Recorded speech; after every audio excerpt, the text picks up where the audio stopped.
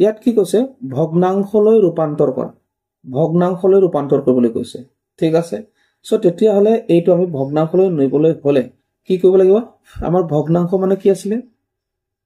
যদি ভগ্নাংশ কথা কওঁ ভগ্নাংশলৈ যদি মনত পেলাও ভগ্নাংশ সমান কি আছিল এফালে আছিল আমাৰ হৰ আৰু এটো আছিল লব সো এটো যদি আমি হৰ লব হিচাপত লিখো কেনেকৈ লিখিম কোৱা এইটো আমি 0.000792 আমি তলত এক এটা লিখি দিম কাৰণ যিকোনো সংখ্যাৰ তলত সদায় এক এটা থাকেই থাকে হয়নে গতিকে আমি কি কইলো হৰলব হিচাপত লিখিলো কিন্তু ইয়াত আমি অপচন কেইটাত উত্তৰ কেইটাত দেখিছো তেনেকুৱা নাই দেখা গতিকে মই এটা টেকনিক আগতে তোমালোকক কোৱা আছিল যে ওপৰৰ দশমিক উঠাবলৈ তলত শূন্য দিব লাগে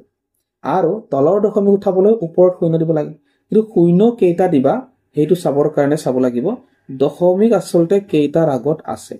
ঠিক আছে এই কাৰণে আমি যদি চাও ওপৰত আমি পাইছো কেইটাৰ আগত দশমিক এটা দুটা তিনটা চাৰিটা পাঁচটা ছটা গতিকে ছটাৰ আগত দশমিক আছে গতিকে তলত আমি ছটা শূন্য দিব লাগিব এটো একটো আহিলে গৰে ছটা শূন্য 1 2 3 4 5 6 ঠিক আছে এফালে তেতিয়া ওপৰত আমি জাস্ট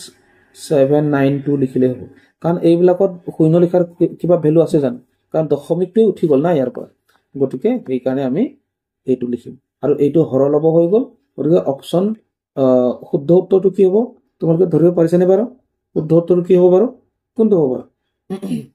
তলত যত ছটা শূন্য থাকে ওকে সো তলত আমাৰ ছটা শূন্য ইয়াত আছে ইয়াত অপচন এ টো শুদ্ধ উত্তৰ